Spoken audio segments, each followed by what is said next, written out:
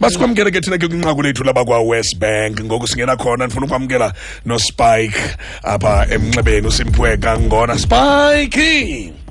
Butiza kunjani namhlanje? Ngisike kuthi iskim nakho bonke abaphulaphuli. That's right. Kanti ke kwiveke ephelileyo sithethe ngoluleko lwamatyala, indlela yokukwaphepha nento ommele uyenze wena xa uzibona sele ngathi ngoku awuzovelela ngonwele ngokabetyaleni. Ukuba ngaba uye waphoswa ke inkqubo yethu yeveke ephelileyo unokuyiphulaphula erekhodiweyo phaa kwi-podcast yethu kwikhasi lethu likafacebook elithi WesBank Asset Management. Lilapho ke inqaku lethu naphaa kuTwitter ubuze ke uSimphiwe neqela lakhe. Okay, ungalibali ukufaka ke hashtag WesBank How To ukuze ke sikuncede ngokukhawuleza. Namhlanje ngosimpaka ngona uyasijoyina wakwa WesBank ukusinika ingcebiso zendlela yokuphepha phulukana nemoto nokubuyisela ingxelo nokubuyisela ingxelo yentele yamatyala. Ukuhluthwa ke kwemoto kuyinto yokugqibela oyifunayo wena bamayenziwe ngoWesBank xa imeko yakho yezoqoqosho ijongise umetyiso ezantsi. Okay, sakhe simzame ke kwakhona kuSpike khona ukuze siqhubeke nencoko yethu. Bengisakundlalela nje mphulaphula ndikukhumbuza into yoba besiphila kwiveke ephele Spike sesibuya sakhona kwakhona. Okay, khona ukuze ke nawe ke namhlanje uzoyiqonda. Senditshilo ke ndathi bangaba bikuphosile kakhangela i-podcast yethu phaa kuFacebook WesBank Asset Management okanye ukhangele phaa Twitter handle yethu ithi @WesBank. All right, okay, nawujonge manene xa ebuyile uSpike khona ukuze sikwazi into yoba sincokole naye namhlanje. Sincokole ngezizathu zokokuba ibe kanti ibhanka ngamanye amaxesha iyayoxutha imoto. Okay, Spike masiphinde sikwamkele ke ndoda enkulu unxenga lamagingxigingxi oqhawuka apha emoyeni. Kongathazo Butiza, inkosi kakhulu. Khawusixelele Simphiwe sukuba kutheni ibhanki yoxuthe imoto zabantu. Inkosi Butiza, Butiza lo mba ke umba o sensitive kakhulu kubathengi bemoto nakuthi zibhanki. Ke Butiza phamba ndingene emxholweni ke ndiyathanda ke ucacisa le ndawo. Kaloku xa kufuneka kuhluthwe imoto emntwini loo nto ke ngokubhutiza ithetha uba umntu sengene kakhulu engxakini. Bhutiza ukuhluthwa kwemoto ke kwenzeka xa umntu engasakwazi ukuhlawula izavenge zemoto yakhe, naxa emva kokuzama ukwenza amalungiselelo entlawulelo kunye nebhanki angakwazi ukuwahlawula. Licebo ke eli lokugqibela lona phofu naphambi kokuba imoto ihluthwe senza konke okusemandleni ethu uba umnini wemoto ayigcine imoto yakhe. Nali ke icebiso endingalinika abaphulaphuli abanzinyelwa kukuhlawulwa izavenge zemoto ukuqhagamshelana nebhanki Bhutiza ingxaki isaqala, hayi xa ise inzulu kakhulu. iWesBank ide ibe nenkqubo enayo ke Bhutiza phaa ku-internet enceda ke abantu ukuba bakwazi ke ukumelana nale ngxaki Bhutiza, bangafumani laa mnxeba wenza iintloni zokuba ke ngoku imoto mayihluthwe. Ndinomdla kakhulu Spike kule nto yokuba umntu angenza njani nomthengi ukuba ingohluthwa imoto yakhe.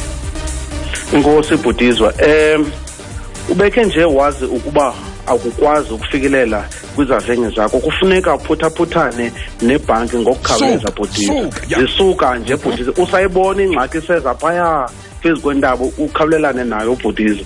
Bhutiza ke ibhanki mandiyicacise le ndawo Bhutiza ke singakhawulezi kakhulu kuyo. Ibhanki kaloku xa uthenga imoto zikhupha imali nazo ezinayo zibhatale laa ndawo uthenga kuyo imoto, zihlukane ke ngoku nemali. Xa ke ngoku ungakwazi ukubhatala Bhutiza kubakho ingxaki ke ngoku kuba kaloku ibhanka ilindele ukuba ibe nengeniselo yayo ngemali esele ikhuphile Bhutiza. Bhutiza xa ndikunika nje umzekelo othe vetshe, ndikhe ndaseMpuma Koloni kule veki pheleyo Bhutiza ndadibana nomnye umfo wandibuza Bhutiza ukuba ndixele ngaphi na. Xa ndimnika impendulo wathi iyageza ke le ndawo uxele ngakuyo. Xa ndimsabela Bhutiza utsho unzulu engxakini kodwa akathethi uyayifihla nengxaki yakhe Bhutiza. Kodwa ke ndikwazile umcebisa sadibana kakuhle. Emveni ke Bhutiza ukuchaza imeko yakho yezimali kuba lula kuba lula ke ngoku ngebhanki ukuqonda inoba ngumqobo wexeshana na okanye yingxaki enzulu kangakanani na.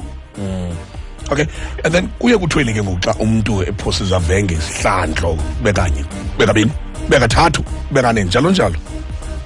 Inkosi Bhutiza maniqale nalapho ke abantu bayathanda ke Bhutiza ukuthi ayi imoto yaxuthwa disemva ngezavenge esinye okanye ezimbini. Ayinjalo Bhutiza xa kunjalo kuza kufuneka ufowunele ibhanki ngaphambi kokuba yona ifowune ngeendaba ezimbi ezithi isithi izokucela uyiboleke imoto. Fowuna nje wena uze wenze amalungiselelo entlawulo okubuyisela intlawulo esemva kwindawo yayo. Kule ndawo kanye ke Bhutiza sakukhumbula ke ukuba usemva kwanyanzeleka kungene kwenye inyanga kufuneka uqiniseke uba ubhatala isavenge saloo nyanga nale ntsalela usemva ngayo Bhutiza. Ungabhatali nje yona kuphela, otherwise uzohlala usemva ngalo lonke ixesha.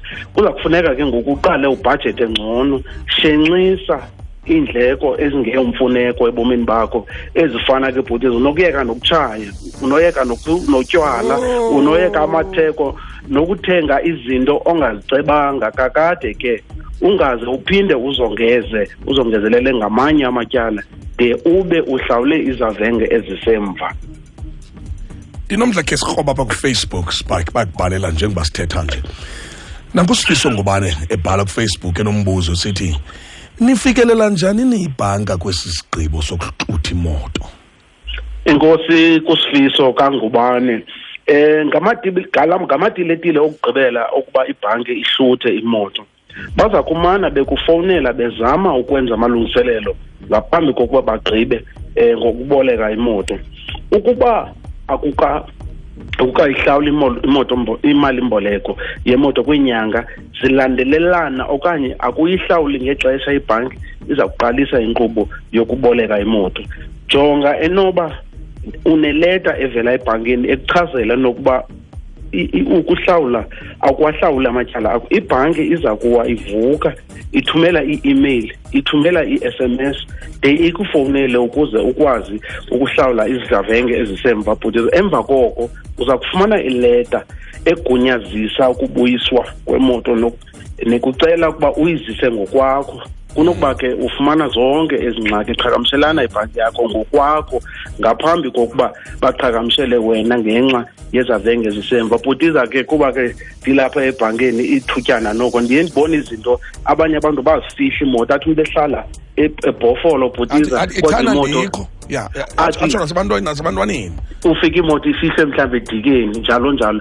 Ayihambi ngolo hlobo kaloku Bhutiza. Ngelaa xesha imoto isahlawulwa iseyeyebhanki de uyigqibe ukuyibhatala. Ndiyabacela ke Bhutiza abaphulaphuli, musa kungazihoyi iileta zamatyala okanye nizilahle iileta ezivela ebhankini. Ukuba ngoku kuza kuhluthwa imoto, cela uncedo ze ukhumbule ukuba nawe unamalungelo. Spike ndizawucela mani ngenxa yexesha kule veki zayo xa sibuya sigqithe kule nto ibuzwa ngusinazo zokoza ye-credit report uba uzawuyilungisa njani na emva koko. Ndizawuba nomdla kakhulu kwimpendulo yakhona. Unendlebe nje mphulaphuli, unetyala. Ukuhluthwa kwemoto licebo lokugqibela. Ibhanki utshilo Simphiwe kangona, iibhanki zifuna ugcine imoto yakho, ayikwazi ukusinceda ke ukuba nathi ke sithule. Yifowunele ibhanka ngoko ke qiniseka ibhanka uyifowunela kuqala okanye ungene kwinkqubo ye-WesBank kwi-internet uze uzame ke ukuhlawula imali-mboleko ngaphambi kokuba uhluthelwe imoto. Ukuba ngaba unemibuzo ke ngokuhluthwa kwemoto okanye uyibuyisela njani na ingxelo yamatyala, nceda usibhalele phaa Facebook WesBank Asset Finance likhasi lethu elo, kanti kuTwitter ihandle yethu @WesBank. Usebenzise la hashtag #WesBank how to ufumane ke ingcebiso. Kule veki zayo ke safumana amanye amacebiso okulawula amatyala ethu avela phaa kuSimphiwe kangona wa WesBank.